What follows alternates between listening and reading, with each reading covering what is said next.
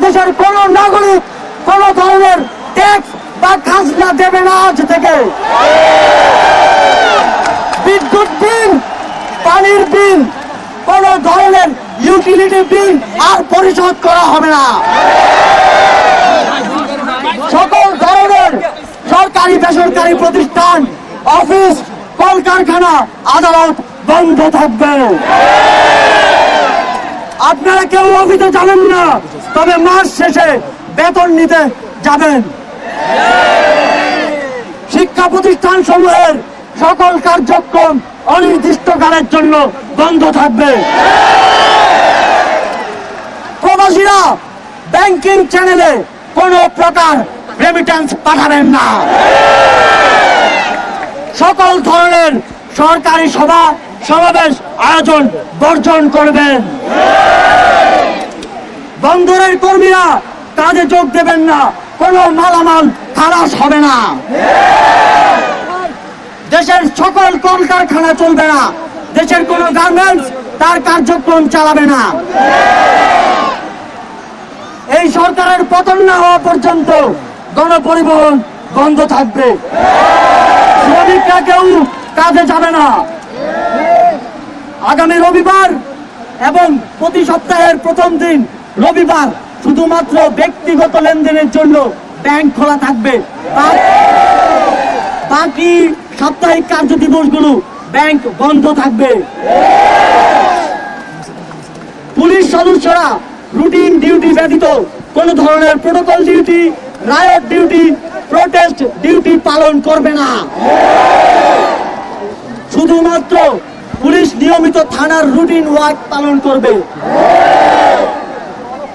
BGB ও নৌবাহিনী ব্যতীত অন্য বাহিনী ক্যান্টনমেন্টের বাইরে ডিউটি পালন করবে না।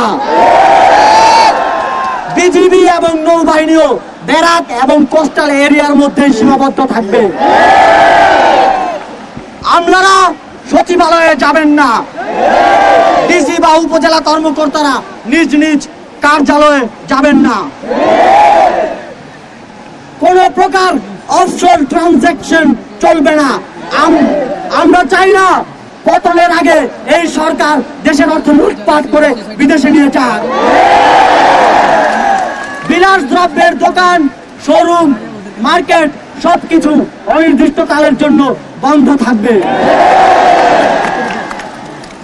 আমাদের অসহযোগ আন্দোলনের আওতামুক্ত থাকবে হাসপাতাল, ফার্মেসি, জরুরি পরিবহন সেবা যেমন ঔষধ ও চিকিৎসা সরঞ্জাম পরিবহন, অ্যাম্বুলেন্স সেবা, ফায়ার সার্ভিস, গণমাধ্যম, নিত্য প্রয়োজনীয় দ্রব্য পরিবহন, জরুরি ইন্টারনেট সেবা, জরুরি ত্রাণ সহায়তা এবং এই খাতে কর্তব্যরত কর্মচারী এবং কর্মকর্তাবৃন্দ।